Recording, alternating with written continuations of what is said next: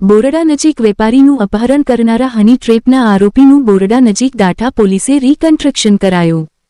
હની ટ્રેપમાં ફસાવનાર અપહરણ ખંડણીના આરોપીનું બોરડા નજીક petrol pump નજીક રીકન્સ્ટ્રક્શન કરાયું। દાઠા પોલીસ સ્ટેશનના પીઆઈ ચેતન કુમાર મકવાણા સાહેબ અને સ્ટાફ દ્વારા આરોપીને હાઈવે રોડ પર રીકન્સ્ટ્રક્શન કરાયું।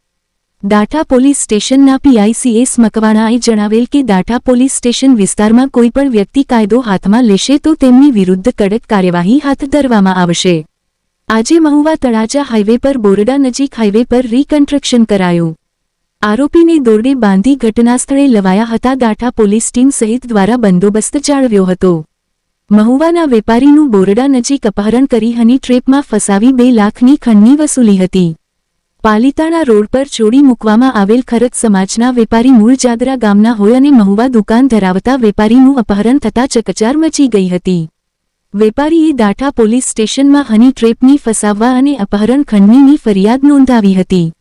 વિલાસ નામની યુવતીએ પૂનમ પટેલિયાના ખોટા નામથી ફેસબુક આઈડી બનાવી ફરિયાદી સાથે મિત્રતા કેળવી હતી। આરોપીઓ સાથે મળી અગાઉ બનાવેલ પ્લાન મુજબ ફરિયાદી તેના મોટરસાયકલ ઉપર વિલાસ નામની યુવતીને બેસાડીને જતા હતા। ત્યારે બોરડા નજીક કાર અને મોટરસાયકલમાં જઈ ફરિયાદીને રોકી અમારી બહેન સાથે કેમ ફરો છો તેમ કહી ફરિયાદીને બળજબરીથી કારમાં બેસાડી અપહરણ કરી પરિવારને જાણ કરવાની અને જાનથી મારી નાખવાની ધમકી આપી।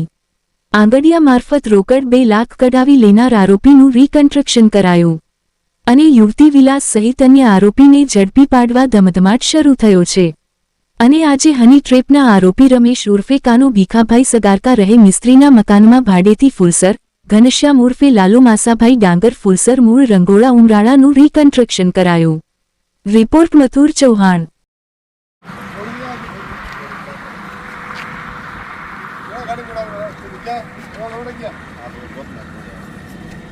Gracias.